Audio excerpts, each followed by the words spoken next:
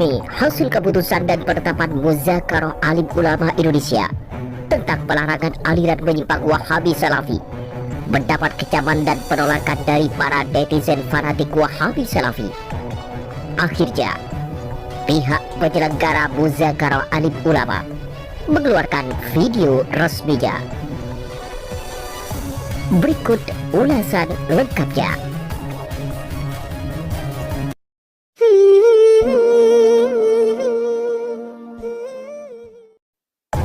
Yufid Wahabi, media nomor 1 aliran menyimpang Wahabi Salafi. Publik Indonesia tengah dikejutkan oleh beredarnya rilis resmi hasil keputusan Muzakarah Alim Ulama tentang pelarangan dan pengharaman aliran menyimpang Wahabi Salafi. Setelah sebelumnya pihak netizen fanatik buta Wahabi Salafi meragukan dan memfitnah rilis resmi hasil Muzakarah itu hoax alias mengada-ngada. Akhirnya, pihak panitia penyelenggara mengeluarkan tayangan resmi detik-detik pembacaan hasil keputusan Muzakarah Alim Ulama tentang pelarangan aliran Muhammad bin Abdul Wahhab. Dalam tayangan yang berdurasi 2 jam lebih itu, sejumlah perwakilan umat Islam yang langsung dipandu oleh para alim ulama mengeluarkan beberapa hasil keputusan penting, termasuk tentang keberadaan aliran menyimpang Wahabi Salafi. Bismillahirrahmanirrahim. Assalamualaikum warahmatullahi wabarakatuh. Alhamdulillah,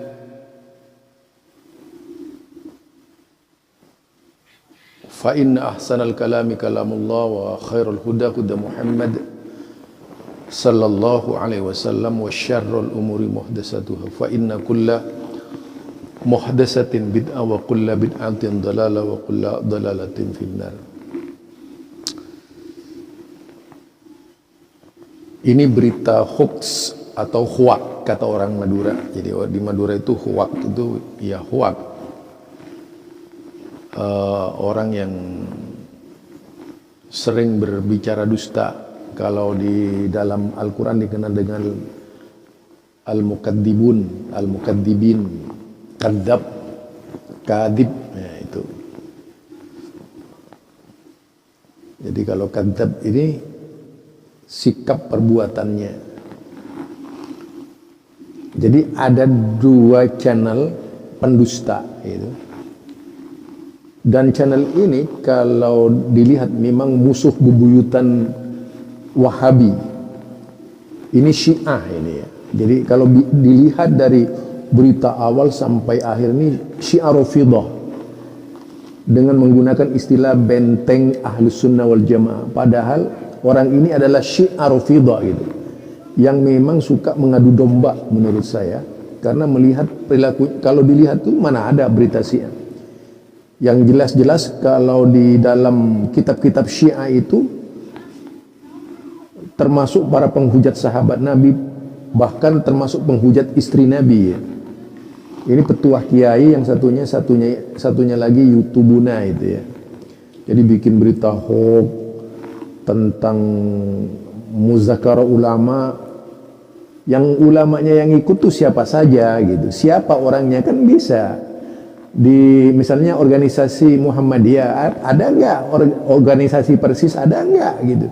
Jadi Muzakarah ulama itu namanya ulama siapa yang ikut Muzakarah itu. Kalau Muzakarah ulama itu melibatkan misalnya Persis, Muhammadiyah, Al-Irsyad, itu benar-benar Muzakarah ulama. Kalau cuma lokalan itu bukan Muzakarah ulama. Kemudian mau merekomendasikan kepada bupati, itu nggak masuk akal juga dong. Sekarang saja 4 agama bisa hidup di Indonesia. 4 agama, 5 agama bisa hidup di Indonesia. Bertambah lagi dengan kepercayaan-kepercayaan. Belum lagi aliran-aliran, ada Ahmadiyah, kemudian ada Syiah Rafidah yang jelas-jelas itu mengutuk para sahabat Nabi ya. Nah sekarang YouTubuna dan petuah kiai ini ya, kita lihat petuah kiai ini menyebarkan hoax Jadi ada muzakarah ulama yang menuntut Wahabi itu dibubarkan gitu. Ini kan lucu si petuah kiai ini ya. Bukan benteng Ahlus Sunnah wal Jamaah, benteng Syiah Rafidhah. Nah itu yang kalau kita mau melacaknya dari ucapan-ucapannya itu, sama sekali tidak mencerminkan bahwa dia Ahlus Sunnah. Ahlus Sunnah ngadu domba gitu. Dari mana jalannya, otaknya itu dari mana dia gitu. Kalau memang dia Ahlus Sunnah, tidak mungkin seperti itu. Ahlus Sunnah itu namanya sunnah, pengikut Nabi. Kok ada Ahlus Sunnah perbuatannya itu liar gitu ya. Bicaranya liar, ngadu domba setiap harinya itu. Yang namanya petuah kiai ini, hampir setiap hari yang saya dengar mencari berita tujuannya untuk mengadu domba. Berapa dibayar dia oleh Iran gitu. Ini sangat membahayakan ya. Seharusnya ya juga berita-berita seperti ini bagi mereka yang punya otak itu tidak sembarangan menyebutkan ini benteng Ahlus Sunnah wal Jamaah. Jika dilihat dan jika dipantau perkataannya dari petuah kiai ini memang benar-benar Rafidhah gitu. Coba Anda buka semuanya itu dari awal sampai akhir, apa yang diberitakan? Pasti Wahabi itu. Jadi jelas sekali siapa ini petuah kiai ini gitu. Nah, karenanya di dalam hal ini kalau kita pahami dari seluruh yang ada di Indonesia, tidak sedikit tuh aliran sesat ya, tidak ada sedikit itu aliran sesat yang jelas-jelas meresahkan ya. Tetapi kemudian pemerintah pun masih mengayumi itu, seperti Syiah Rafidhah ini yang tidak diragukan lagi. Karena Syiah Rafidhah ini kan orang yang mengambil hati dengan kelompok-kelompok Nahdliyin, bertakiyah yang seolah-olah pengagum Rasulullah, bertakiyah seolah-olah pencinta Nabi, padahal mereka hoax gitu. Mereka kelompok hoax gitu. Pencinta sahabat, padahal musuh sahabat Nabi. Itu yang kita lihat. Jadi mereka ini mengemas diri dengan anti Wahabi, lalu menggunakan jargon Ahlus Sunnah, benteng Ahlus Sunnah itu. Ya hanya orang-orang yang bodoh saja gampang percaya dengan channel petuah kiai ini gitu. Orang-orang yang bodoh saya kira itu. Yang seharusnya bagi seorang muslim mempertanyakan, kalau sudah situsnya itu mengadu domba seperti itu cerminan dari sebuah, yaitu kambing hitam, yang orang yang suka mengkambing hitamkan gitu. Dan ini tidak dilakukan kecuali adalah Rafidhah. Dalam sejarahnya itu selalu menuang permasalahan dalam dunia Islam. Jika dibaca perjalanannya Syiah itu mulai dari Kufah, pembunuhan Husain itu kan semua dilakukan oleh Syiah itu, yang berkedok sebagai pecinta Ahlul Bait.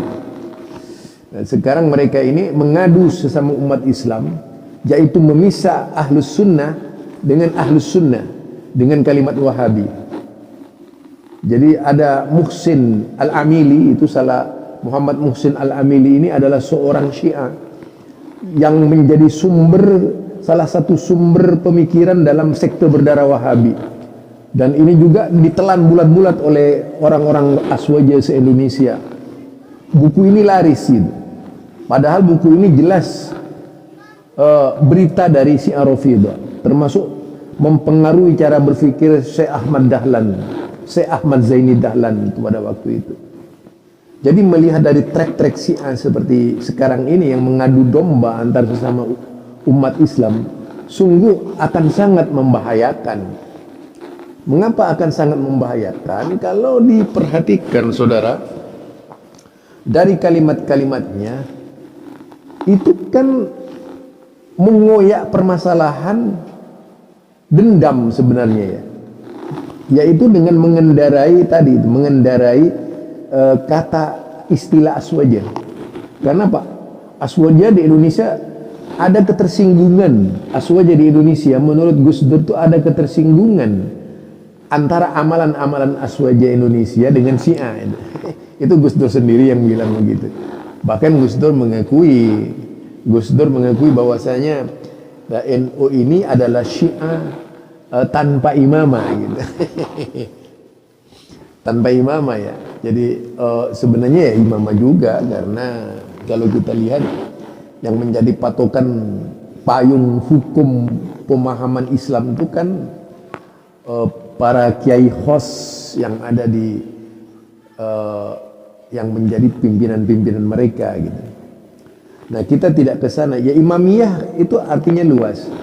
Termasuk juga kemudian seperti Habib Rizik itu dikatakan imam besar ya, imam besar. Itu kan istilah-istilah yang marak diucapkan oleh Syiah di Iran, misalnya Imam Ayatullah Khomeini, Imam Husain. Jadi kalau orang-orang Syiah itu pasti selalu menyebut tokoh-tokohnya dengan imam.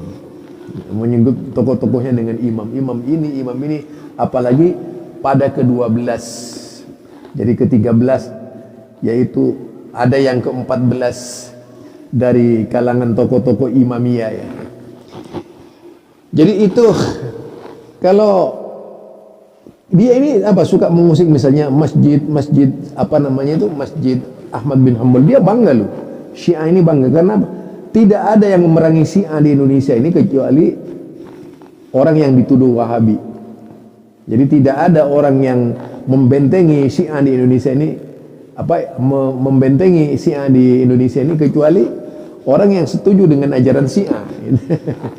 Ya bisa tahu lah kita itu. Jadi yang paling dibenci sejak dahulu kala itu Ibnu Taimiyah, Syekh Muhammad bin Abdul Wahab itu kalau perlu bagaimana cara menenggelamkan Arab Saudi dengan segala berbagai macam rancangan-rancangan yang dilakukan. Ini Syiah melakukan berbagai sikap-sikap green design agar terjadi chaos di Indonesia antara sesama Islam nih. Ini kayaknya akan bertepuk tangan ini petuah kiai kalau terjadi chaos di Indonesia. Karena pemicunya sebenarnya orang ini yang suka mengadu domba gitu. Ini ya dari saya. Jadi kalau kita lihat mereka kadang-kadang ini cara mengendarai kata aswaja tadi memang halus. Dan itu dianggap paling tepat dalam rangka mempengaruhi cara berpikir aswaja yang dianggap rata-rata mudah terpengaruh dengan istilah aswaja. Itu ya. Jadi walaupun istilah aswaja itu tidaklah benar, saudara-saudara. Istilah aswaja seperti itu tidak benar. Jadi kalau saya mengertikan ini anak Syiah wilayah Jawa. Jadi ada anak Syiah wilayah Jawa, ya, wilayah Jawa. Warisan Jahmiyah bisa juga. Nah, itu barangkali dari saya tentang pemikiran yang dikembangkan, narasi yang dikembangkan oleh petuah kiai. Yang jelas dia menciptakan manajemen konflik. Manajemen konflik ini diciptakan dalam rangka mengadu sesama umat Islam di Indonesia. Itu pekerjaan petuah kiai di Indonesia, bukan mendamaikan. Dia senang dan memberitakan sesuatu yang tidak benar, dan kita lihat betapa bangganya mereka. Kemudian siapa yang bermusyawarah, ulama yang mana yang bermusyawarah itu? Ulama yang mana coba tunjukkan. Jadi ulama ini ada Muhammadiyah ya. Bukan hanya mereka, ada Persis, ada Al-Irsyad. Itu ada. Nah, coba kalau mereka ini semuanya sama. Tiga ini, Muhammadiyah, Persis, Al-Irsyad, cara berpikirnya dalam hal ubudiyah sama gitu. Tapi tidak pernah mengikuti muzakarah yang dilakukan oleh mereka gitu. Muzakarah dari mana? Dari Hong Kong gitu. Itu saja dari saya. Subhanakallahumma wa bihamdika asyhadu an la ilaha illa anta astaghfiruka wa atubu ilaik. Assalamualaikum warahmatullahi wabarakatuh.